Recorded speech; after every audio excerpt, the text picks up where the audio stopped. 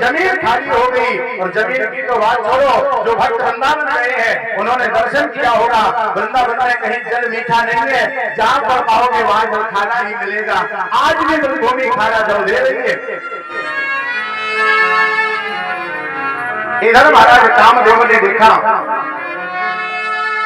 भगवान पर गोपियां राज कर रही हैं। कामदेव का कोई भी प्रभाव, कोई भी बाण भगवान पर असर नहीं किया।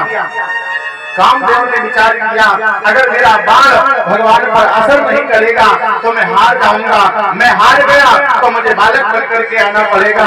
तो महाराज कामदेव ने एक युक्ति लगा दी है।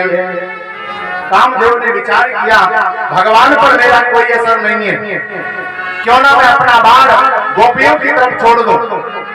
और जब मेरा बाण गोपियों की तरफ जाएगा, गोपियों के मन में काम जागृत होगा, गोपियां भगवान का हाथ पकड़ लेंगी और उसी समय मैं फोटो खींच लूंगा। और जब मैं फोटो खींचूंगा अदालत में लगा दूंगा, मुकदमा चलेगा, ना मैं जीतूंगा ना तुम जीतोगे। काम भी कम नहीं है, लेकिन भगवान तो भगवान है। कामदेव ने धनुष पर बाण चढ़ाया गोपियों पर छोड़ने के लिए, क्योंकि भगवान कौन है? अमना, आमानी नहीं, मन मानी मन। भगवान के पास मन है नहीं, भगवान है अमना, गोपियां है समना। जिनके पास मन होता है, काम मन का विषय है, काम मन पर असर करता है। तो काम ने अपना बाण गोपियों के लिए चलाया और उसी समय महेश भैया भगवान ने एक लीला दिखाई।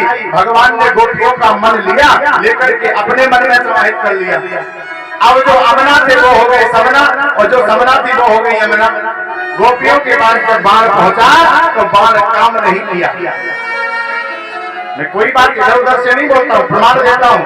जिस समय भगवान ने गोपियों का मन ले लिया और जल्दी जल्दी में भगवान वृंदावन से मथुरा चले गए, गोपियों का मन वापस नहीं कर पाए। तो फिर गोपियों ने उद्धव जी से कहा है, उद्धव भैया मन ना भये 10-20, उद्धव भैया मन ना भये 10-20। एक हथो सो गयो श्याम संग को अब राधे संग। उद्धव भैया मन ना भये 10-20। जल्दी जल्दी में भगवान गोपियों का मन वापस करना ही भूल गए। और इधर महाराज क्या हुआ, जिस समय वृंदावन में महाराज हो रहा है उसी समय भोले बाबा ने देखा कि पार्वती मैया तैयार हो रही हैं। पार्वती बोले, हाँ कहाँ जा रही हो? तो बाबा मैं वृंदावन जा रही हूँ। क्यों? वृंदावन में भगवान का लीला महाराज कर रहे हैं। पार्वती बोले, हाँ जैसे हमें भी ले चलो। तो पार्वती जी ने कहा, बाबा तुम समझती क्यों नहीं हो? वहाँ पर पुरुष प्रवेश वर्जित है, कोई पुरुष नहीं जाता है। भोले बाबा ने कहा, पार्वती ले चलो ना। अरे कभी तो मेरी बात मान लिया करो। पार्वती जी ने कहा, तुम्हें कितना भी समझाऊं लेकिन मानते नहीं हो। बाबा ब्रज में जाओगे तो हंसी हो जाएगी, ब्रज की माताएं क्या कहेंगी, ये पुरुष होकर के महाराज से देखने आ रही हैं। पार्वती बोले, हाँ जैसे मान लो तुम अपनी बनारसी साड़ी हमें पहना दो, साड़ी पहना दो, घूंघट मार दो, फिर तो कोई पहचान ही नहीं पाएगा। पार्वती जी से आज भोले बाबा जिद करने लगे तो मैया पार्वती ने एक बनारसी साड़ी निकाल ली। और मान लो भगवान भोले बाबा को मैया ने साड़ी पहना दी, साड़ी पहनाई है, घूंघट मार दिया। भोले बाबा ने कहा, काहे पार्वती? बोले, हाँ साड़ी तो पहना दी लेकिन पाँव में लाल लाल महावरा लगाई है। मैया दौड़ करके अंदर चली गई, एक कटोरी में कलर घोल घोल के ले आई, जरा सा पाँव में लगाया, अंगूठा लाल हो पाया। भोले बाबा ने कहा, क्या बवाल करती है, थोड़ा ज्यादा लाओ ना। और मैया ने बाल्टी में कलर घोरा, घोल करके एक पुताई करने वाला ब्रश लिया, लेकर के भोले बाबा के पाँव में महावर लगा दी। आज भोले बाबा नर से नारी बन करके वृंदावन की ओर आ रहे हैं। एक लहरीदार चूनर और माथे पे डाल के, और भोला बन जाओ भोली घुंघटा निकाल के। भोला बन जाओ भोली घुंघटा निकाल के। भोला बन जाओ भोली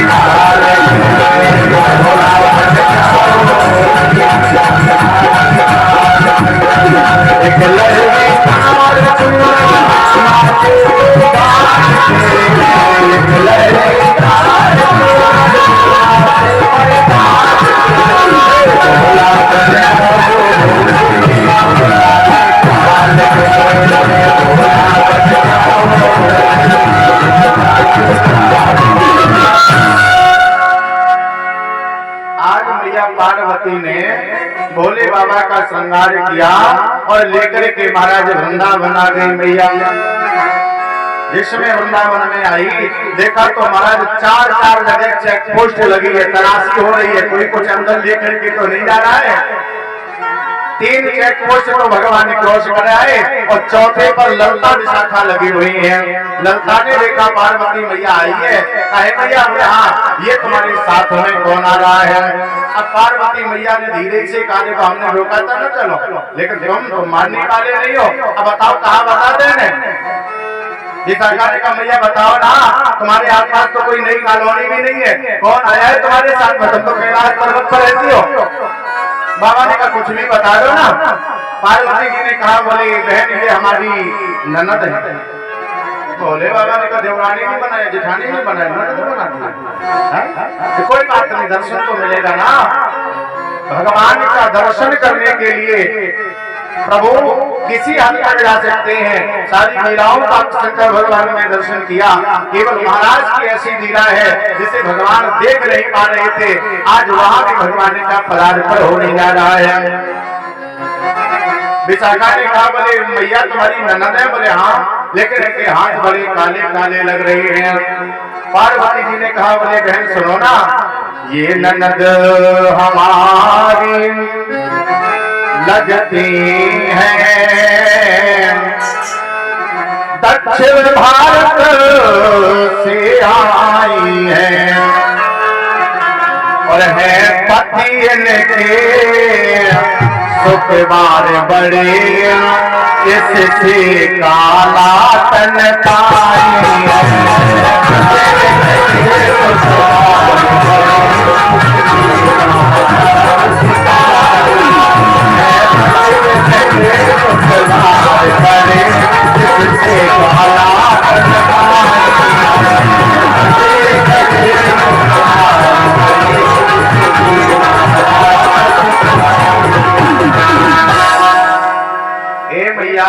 इनके जो पति हैं वो सुखवार हैं, बड़े घर का काम यही करती हैं, इसलिए ये काली हो गई हैं। तब तक ललता ने कहा बोले काली हो गई कोई बात नहीं, लेकिन इनके पाँव में तो बीमारी पटी है। अच्छा भाइयों के पाँव ऐसे होते ही है ना, माताओं के अच्छे होते हैं ना। अब तो मैया परेशान कहावत है, भोले बाबा को लगा यार एक धक्का, फंस गए तुम्हारे चक्कर। मैंने बार बार रोका तो यहाँ बताओ, लेकिन तुम मानने को तैयार नहीं हो। भोले बाबा ने कहा बात बना देना, जरा सी बात बनाने में भगवान का दर्शन हो जाएगा। पार्वती जी ने कहा बहन ये ननद हमारी लगती है और दक्षिण भारत से आई है और है पशुओं का व्यापार बड़ा, इस कारण फटी बीमारी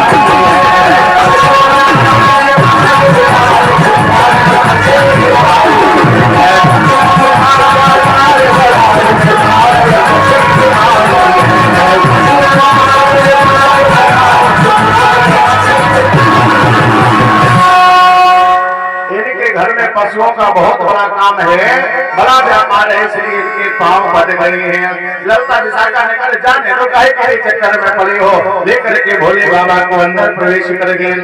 आज भगवान ने दरवाजा बंद करवा दिया, महाराज प्रांगण में सारी माताएं बैठ गई, भगवान महाराज करने लगे और बिहारी जी ऐसा महाराज कर रहे हैं। कुछ देर भगवान ने महाराज किया और जब बिहारी जी महाराज करे तो भोले बाबा घूंघट मारे। अब हम आगे कहेंगे नहीं, आप थोड़ा आपको बुरा लग जाएगा, आगे की बात बोलते हैं, पीछे की छोड़ देते हैं। भगवान घूंघट मारे बैठे हैं और भगवान के गले में पड़ा रहने वाला विषधर बार बार अप डाउन कर रहा है। अब जब विषधर अप डाउन करे तो कन्हैया की निगाह चले, भगवान की निगाह में चले गए और जब भगवान की निगाह में चले तो भगवान ने महाराज बंद कर दिया। गोपियों ने कहा बोले प्रभु महाराज क्यों ने बंद कर दिया है? बिहारी जी ने कहा बोले हमें लगता है कोई घपला हो गया है, हमें लगता है हमारे महाराज प्रांगण में कोई षड्यंत्र हो रहा है। षड्यंत्र जरूर हो रहा है लेकिन स्थिति नियंत्रण में है। कोई बात नहीं, अभी मैं परीक्षण करके देख के ले रहा हूँ। अंदर आज आवाज लगाई, आज मैं सारी गोपियों का मुंह देखूंगा। अब भोले बाबा चक्कर में बोले आज ही इसे मुंह देखना था, अरे आज के बाद देख लेते, आज से पहले देख लेते, लेकिन भगवान तो भगवान है। नीचे उतर गए, एक गोपी का मुंह देखा, 4 का छोड़ दिया, 5वीं का देखा, 10 का छोड़ दिया और सीधे भोले बाबा के पास में पहुंच गए। भोले बाबा घूंघट पकड़े नीचे को खींचते जा रहे हैं और भगवान ऊपर उठाते जा रहे हैं। भोले बाबा आवाज लगा रहे पार्वती अरे रहने दो ना, बड़ा आनंद आ रहा है, कुछ देर और रुक जाओ ना। तब तक भगवान ने लिया पल्लू, लेकर के आज पल्लू उचाक दिया।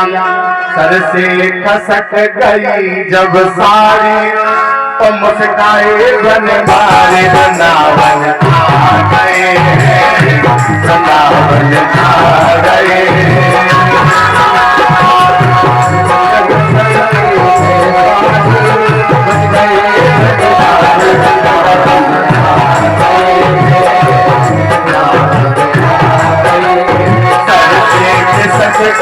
जब सारी मुस्काए बन मारे, वृंदावन आ गए।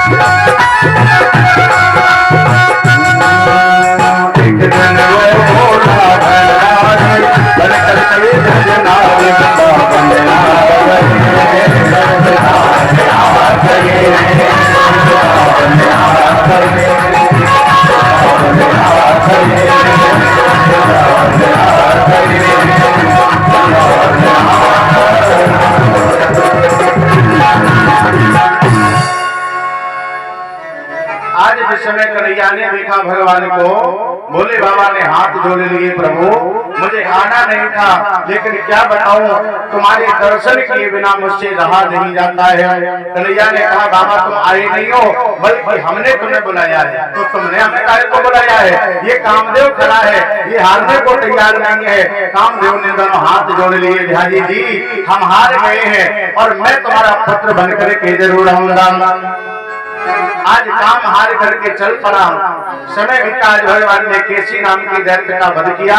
घोड़े के स्वरूप में वृंदावन में आया हुआ है, यमुना के किनारे पर घूम रहा है। भगवान को देख करके दोनों पांव उठा करके मारने के लिए दौड़ा। भगवान ने दोनों पांव पकड़ लिए, 2 बार घुमाया, घुमा करके यमुना के किनारे पर पटक दिया। जिस स्थान पर केसी को पटका, उसी स्थान का नाम ही केसी घाट हो गया। जो लोग वृंदावन जाते हैं उन्होंने दर्शन किया होगा। जब आप काली दह पे पहुंचोगे तो काली दह से आगे केसी घाट बना हुआ है। आज भजमंडल में गोपेश्वर भगवान के रूप में भोले बाबा की स्थापना कन्हैया ने करवाई और वरदान दिया, बाबा अगर मैंने तुम्हें भजमंडल में बुलाया है तो जाओ, मैं वरदान देता हूँ, ब्रज में आने वाला कोई भी भक्त अगर मेरे दर्शन के लिए आएगा और मेरे दर्शन के उपरांत आपके दर्शन नहीं करेगा तो उसे मेरे दर्शनों का फल जीवन में कभी नहीं मिलेगा। गोपेश्वर भगवान को वरदान दिया। समय भी आज नारद बाबा का आगमन कंस के दरबार में हो गया। कंस से नारद बाबा ने कहा, बोले भैया इतना समय हो गया तुमने कृष्ण को नहीं मार पाया है। कंस ने कहा, बोले महाराज कहा बताए, वो मरता ही नहीं है। अरे तुम मारने ही नहीं चाहते हो? अरे हम तो मारना चाहते हो, मरता नहीं है। नारद बाबा ने कहा, कुछ भी हो जाए कल मैं कन्हैया को मरा देखना चाहता हूँ। कल? बोले हाँ। तो इतने जल्दी बाबा कैसे मरेगा? जब अब तक नहीं मरा तो कल कैसे मर जाएगा?